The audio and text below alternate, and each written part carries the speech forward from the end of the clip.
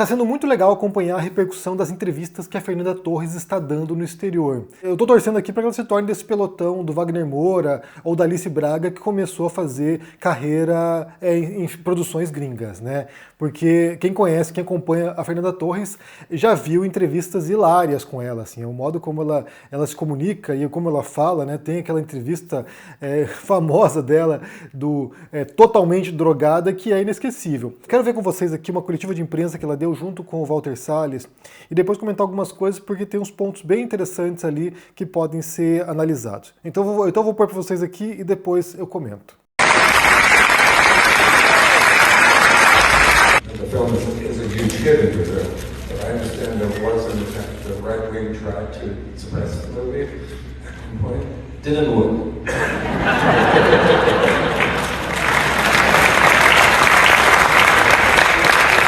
You know why? Because they went to the movie and they were like crying.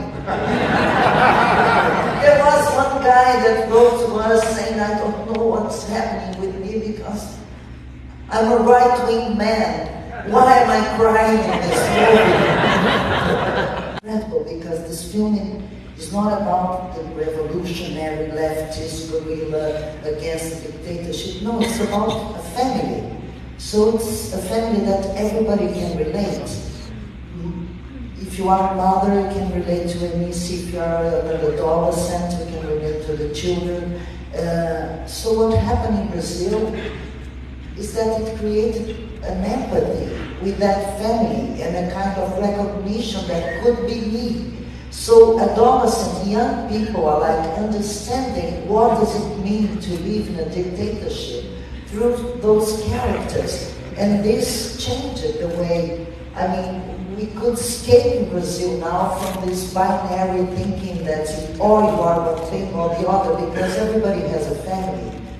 Há uns pontos bem importantes que ela menciona nessa fala dela, aqui nessa entrevista em inglês que ela dá, que tem a ver justamente com o que é ser de direita, né? Porque assim, como ela fala aqui, não se trata de uma história da guerrilha, não se trata da história do Marighella. Embora a gente compreenda que o Marighella faz parte da história brasileira, foi alguém que enfrentou a ditadura, mas os ideais dos guerrilheiros não eram os ideais democráticos como a gente entende. Então a gente fala aqui, no caso do Rubens Paiva, de alguém que era um político, ele era um democrata, era alguém que estava no jogo democrático, ele não era alguém que propunha uma revolução comunista no Brasil, ele não era, embora fosse de esquerda, ele não era alguém que estava propondo aquilo que em grande parte a direita conservadora ou reacionária repudia. Ele era alguém que estava no jogo democrático e que, uma vez que tem um golpe de Estado no Brasil, uma vez que entra o regime militar, ele passa a ser perseguido até ser preso e ser assassinado.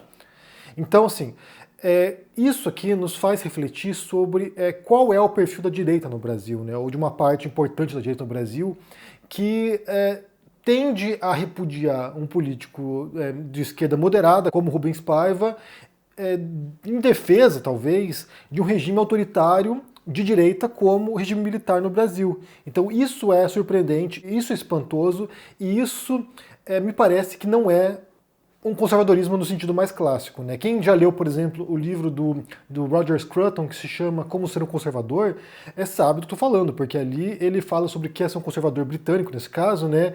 E ali ele vai defender certos valores tradicionais no sistema parlamentar britânico, que inclui muitos direitos e liberdades que são liberdades que você hoje defende num regime democrático em vários países do mundo.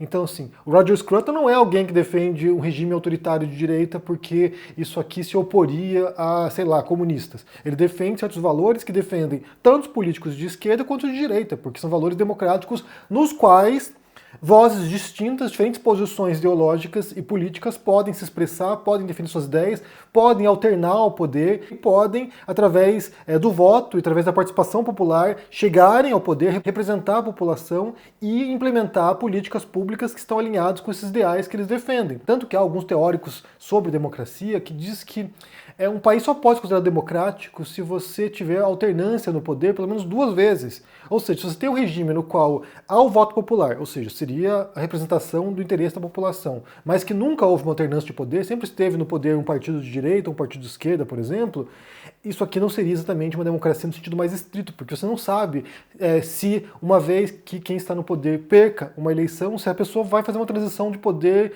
não violenta, por exemplo. Ou se vai abdicar do poder para que entre o sucessor, para que entre outro partido que ganhou. Então, nesse caso aqui, a gente pode pensar que há muitos regimes que hoje a gente considera como democráticos, mas que na prática a gente não sabe se, uma vez que perca uma eleição, vai haver uma troca de poder, uma alternância de poder pacífica. Então, nesse sentido, a rejeição que você percebe da direita em relação a esse filme me parece uma rejeição que tem a ver com um desconhecimento do que seriam os valores, talvez os princípios do conservadorismo político e, por outro lado, um certo fascínio, talvez, com a ditadura no Brasil. E aí não é ser conservador, né? Aí é ser reacionário. Porque se você parar para pensar, o regime militar no Brasil durou 21 anos. Desde que houve a redemocratização, embora pareça que foi ontem, eu era criança quando eu ainda vi regime militar no Brasil, embora pareça que foi ontem, já são 40 anos de democracia no Brasil. Já são 40 anos da nova república. Então, sim, a ditadura já é passado. Já é passado. Se você for um conservador hoje, você tem que pensar que você tem que preservar valores da democracia brasileira, que tem 40 anos, e ao todo, aqui, inclusive até fiz a conta aqui, se for pensar, né, olha só que loucura. O Império no Brasil, ou seja, desde que o Brasil virou independente, né, se tornou um país independente, o Império durou 67 anos. A ditadura durou 21 anos, que foi a militar, mais recente, e 15 anos da era Vargas. Ou seja, o período total de ditadura no Brasil foram 36 anos. E período democrático, republicano, foram 99 anos. Então, assim, ser conservador no Brasil é, em grande parte, defender valores democráticos, republicanos. O que muitos conservadores não fazem no Brasil, mas isso é um ponto a se considerar. Então, primeira coisa, né? A direita rejeitar esse filme, rejeitar a história de um político democrático, que é vítima da ditadura, que é alvo da ditadura, que é alvo da arbitrariedade, que é alvo do autoritarismo, da repressão, me parece tremendamente incongruente, me parece contraditório e me parece sintomático de quais são os reais valores desses ditos conservadores. Primeiro ponto. O segundo ponto tem a ver com a fala dela sobre que é mais do que a história de o enfrentamento à ditadura, que é mais do que a história de um político de esquerda nesse caso.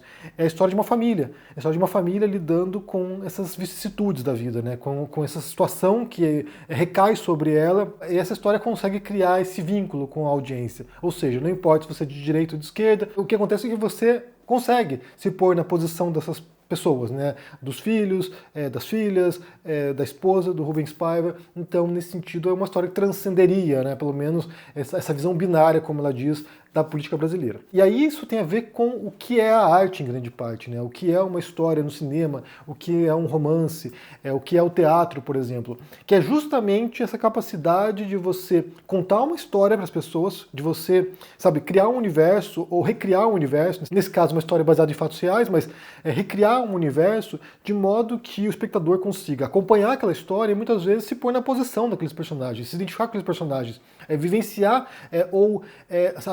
sentir a emoção de estar vivenciando aquela história. E isso aí vem desde a Grécia Antiga, né, e possivelmente muito antes disso. Então, essa capacidade de você conectar essa história com as vivências individuais de cada um dos ouvintes. Isso é muito poderoso, isso é o que faz com que a gente consuma a arte. Então, assim, quando você assiste uma série na televisão, você, em grande parte, está querendo, através da experiência daqueles personagens, vivenciar situações que você não vivenciou ou compreender situações que já passaram com você. E isso é uma coisa muito curiosa, né? Porque em muitas circunstâncias você vai se identificar, você vai ter empatia por personagens que não têm nada a ver com você e que são repulsivos no mundo real. Então, por exemplo, se você assiste ao Poderoso Chefão, que é um filme sobre a máfia siciliana em Nova York, nos Estados Unidos, o fato de você gostar desse filme, dessa produção, que é um baita de um filme do Francis Ford Coppola, o fato de você curtir esse filme não quer dizer que você concorde com a máfia italiana. Inclusive, o pessoal do Brasil Paralelo, quando fizeram uma seleção lá, eles fizeram um serviço de streaming lá, e um dos filmes selecionados, que é um dos filmes que para eles representa os grandes valores da arte, da cultura, não sei o quê, foi o Poderoso Chefão. Não quer dizer que eles concordem com a máfia, espero pelo menos, né? Então, assim, você não precisa ser apoiador da máfia italiana para poder assistir o filme, curtir, entender a história, se identificar com os personagens, se emocionar com a história daquele personagem. Não precisa. Você tem que compreender como a história é contada e o modo como ela é montada e o modo como ela é feita para te convencer da verossimilhança daquilo e te comover. Tem um caso em particular que é bastante perturbador, que é o livro do Nabokov, que se chama Lolita, vocês devem conhecer, né? Um livro muito famoso, que é um livro no qual você acompanha a história de um personagem, e esse personagem ele é um pedófilo, né? Ele é um abusador de criança. E aí você tem a história dele contando o amor dele, entre aspas, aqui, a paixão dele pela Lolita, pela Dolores. E aí é um livro incômodo pra caramba, porque você está acompanhando desde a perspectiva da visão dele, ele conta a história e você simpatiza com ele, porque você está ouvindo a versão dele, você está ouvindo a voz dele. Você nunca ouve a voz da Lolita, você ouve a voz do narrador, que é o abusador. E você lê essa história e você vai entrando naquele universo e você é movido por aquela história. Mesmo discordando veementemente daquilo que ele faz, mesmo achando que ele é um criminoso, mesmo achando que ele tem que pagar no final. Mas a história, ela te envolve desse modo. E isso acontece com muitos outros filmes. Filmes que você tem um personagem que é um psicopata, por exemplo, e você acompanha a história, e você se envolve na história, e você torce pelo personagem. Tem uma série que é inspirada no livro Talentoso Ripley, da Patricia Highsmith, que é o Ripley, uma versão recente na Netflix, que é extraordinária, é uma obra de arte. Essa série é uma obra de arte do começo ao fim, assim. É em preto e branco a série, e o modo como ela é filmada, a fotografia, assim, é espantoso. O modo como a história é contada. E ali você tem um golpista, um assassino, né, um criminoso, e você acompanha a história dele, e de um ponto diante você passa a torcer por ele, mesmo você achando que ele é um sujeito repulsivo. E esse é o poder da narrativa, esse é o poder de contar histórias, esse é o poder de contar, sabe, ficção para as pessoas, ou histórias verídicas, né, adaptadas para ficção, ou de, sabe, fazer arte. É de você mover as pessoas, de você comover as pessoas. Isso está previsto já no Aristóteles, né? Quando Aristóteles escreve a Poética, que é um dos livros, é um dos primeiros livros, né, que explica a mecânica de contar uma história, ele já fala sobre isso, sobre a capacidade de comover as pessoas. Então, o que a Fernanda Torres menciona aqui, né, é como essa história ela transcende a questão política, ou deveria transcender a questão política, porque tem muita gente bitolada no fim das contas, né, tanto a esquerda quanto a direita, né, tem direitistas criticando porque seria um político de esquerda, e tem esquerdistas criticando porque não mostra outras visões de classe, só mostra a visão de uma classe burguesa. Então, assim, tem gente bitolada dos dois lados, e que possivelmente não conseguem assimilar, inclusive, o que é a produção narrativa e artística, cinematográfica, mas isso deveria transcender posições políticas. É claro que no mundo binário, né, polarizado, é difícil ultrapassar essas barreiras, porque as pessoas estão fechadas, elas estão, sabe, delimitadas por seus horizontes ideológicos que fazem com que elas não enxerguem fora daquela caixinha no qual elas se enfiaram, ou foram enfiadas, porque muitas vezes elas são, sabe, doutrinadas para que não enxerguem fora da caixinha.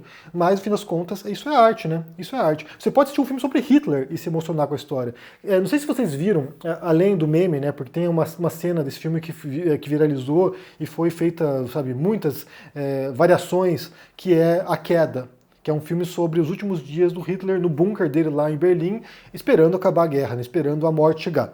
E aí tem uma cena que é a cena que ele está dando esporro lá nos generais, e essa cena viralizou, mas o filme é muito interessante, porque você acompanha a história desse personagem, que é um ser abominável, é uma criatura abominável, historicamente, assim, sabe, seria a definição de monstro na história da humanidade, e você tem esse personagem nos últimos dias dele convivendo com seus funcionários, convivendo com seus assessores, convivendo com sei lá, com as pessoas ali. E você pode acompanhar aquela história e, ao mesmo tempo, ir seguindo na sequência da tensão daquela história até o desfecho. É a história do pior monstro do século XX.